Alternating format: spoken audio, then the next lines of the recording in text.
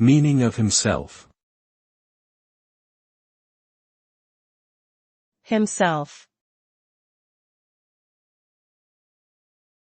Himself.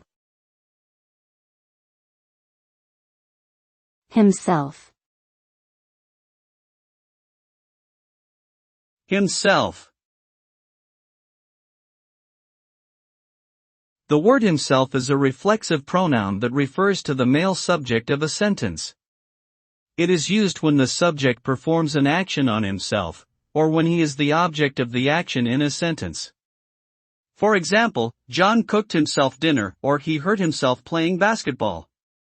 In essence, himself emphasizes self-referential action and is often used to draw attention to the individuality and agency of the male subject.